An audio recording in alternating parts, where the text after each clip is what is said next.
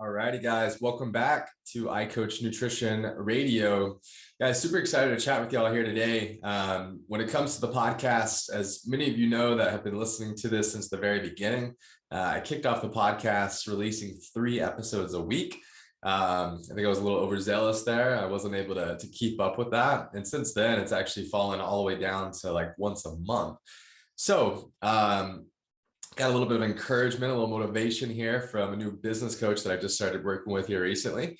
And he's pushing me to really get back into posting and recording podcasts a lot more frequently and a lot more consistently. So you have my commitment as we're moving forward here to be posting 2 podcasts a week. And I'm going to try to stay on that for as long as I possibly can. Some of these podcasts will be super short, 5 minutes. Some of these podcasts will be longer, up to an hour, maybe even more.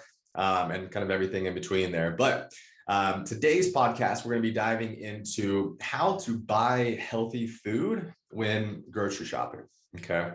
So first thing here is coming into the grocery store with a plan. You know, in 2022 here, there's a lot of different options. For me personally, I don't even go shop at the grocery store. I don't even actually ever go into the grocery store. I literally just use a delivery service. And so you can do this with Instacart, you can do this with, Amazon or really any of the grocery stores now. They all have some type of either delivery service or pickup option there. And so, for example, when I order my food, I order from Whole Foods. Whole Foods is actually 30 minutes from my house. Okay. So I live in Prosper. The closest Whole Foods to me is in Plano, for those of you that are local here in the DFW area. And so that's a 30-minute drive from Prosper to Plano. I would typically be at the grocery store for up to an hour, depending upon how busy it was, and then a 30-minute drive back. That's 2 hours out of my day to grocery shop, right? And so since using Amazon and buying my food through Whole Foods through Amazon, I only have to pay a $10 delivery fee, and then I typically will tip the person $5.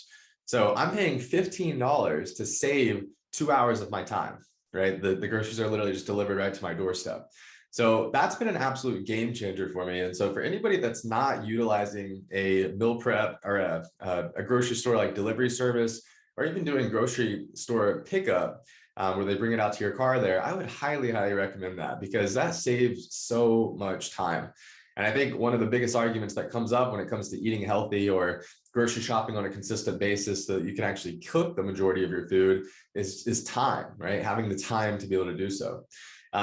So that is one little hack there that I would definitely recommend you using and utilizing if that's not something that's already part of your routine there. So when it comes to grocery shopping itself, the breakdown with that kind of starts like this, okay? First, you need to have a plan, right? Failure to plan is planning to fail, right? We've all heard that saying before, and it can never be more true when it comes to your nutrition and eating healthy food and grocery shopping in order to set yourself up for success.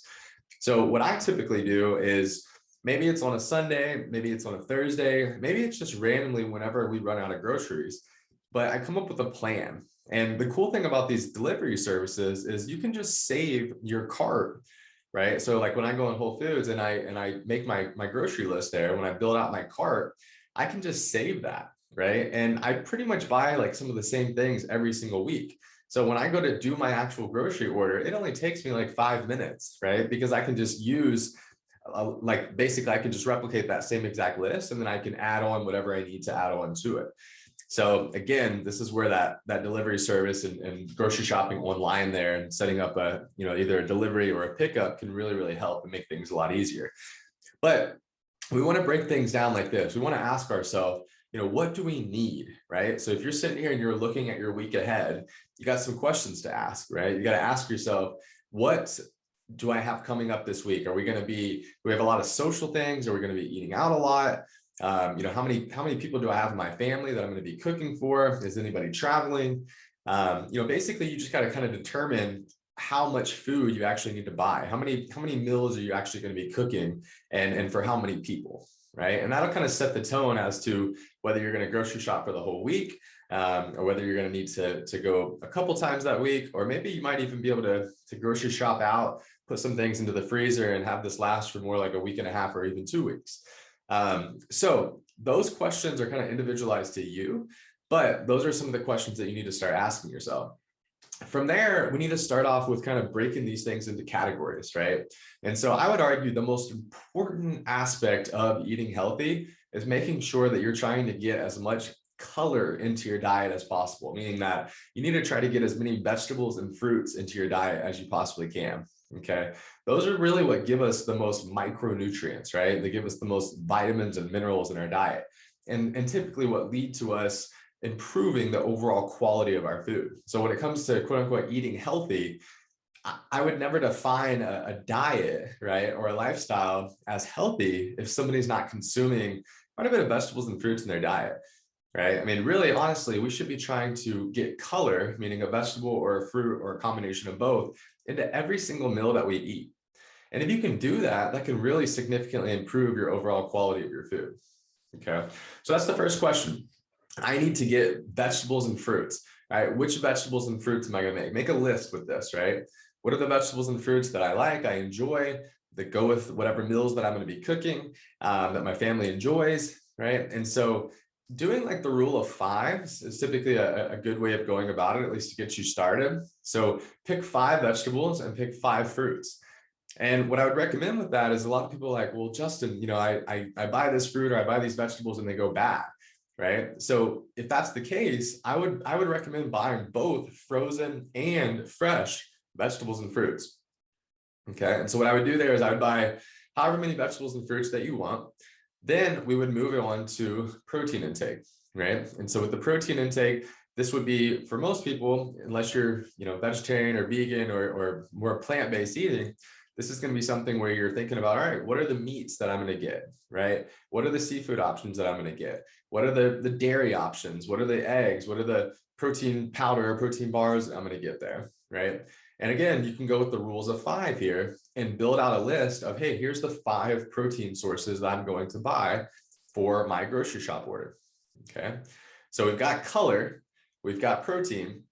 The next one is going to be carbohydrates. So what are the carbohydrate sources that I'm going to order there, right? These are going to be things like potatoes and rice and quinoa and breads and tortillas, English muffins, whatever carb sources that you like and you prefer and you want to be able to build into your grocery order there.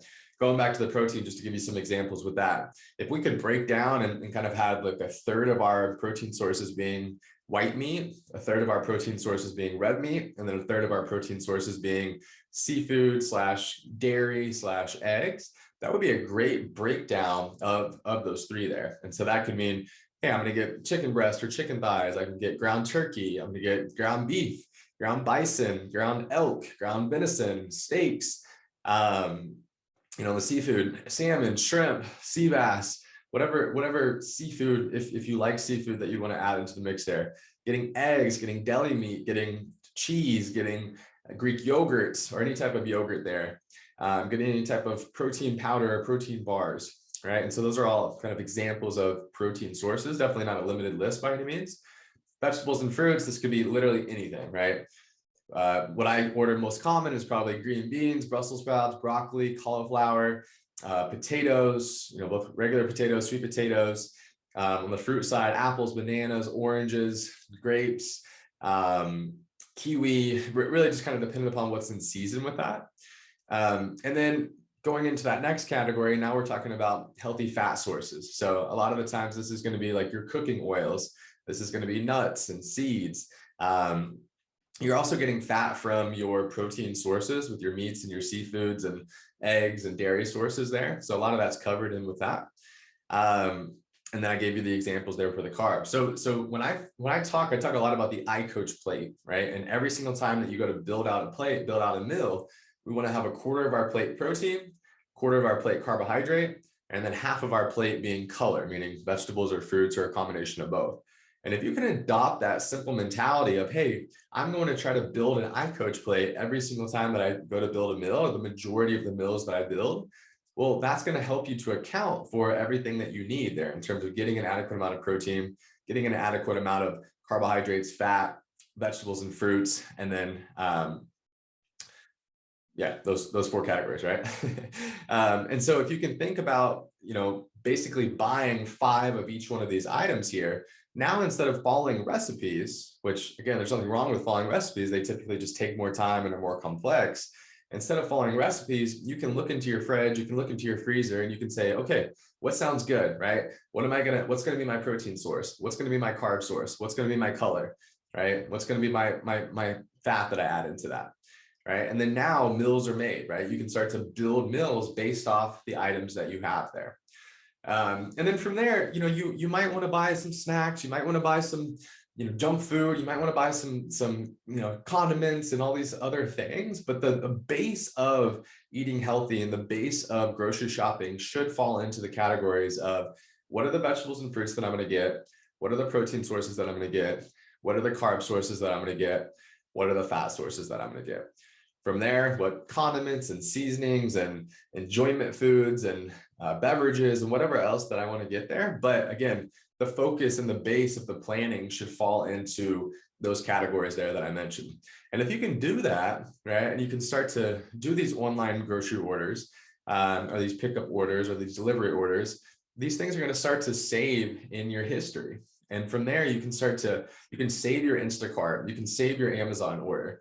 Right. And these things are also no different than MyFitnessPal. They're going to come up as to past purchases when you go to make that next grocery order.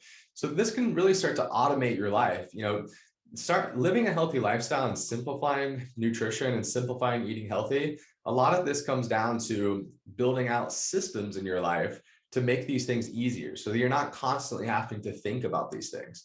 Right? Because if you're constantly having to think about these things, you're going to constantly be in reactive mode when it comes to eating healthy and having a solid nutrition plan.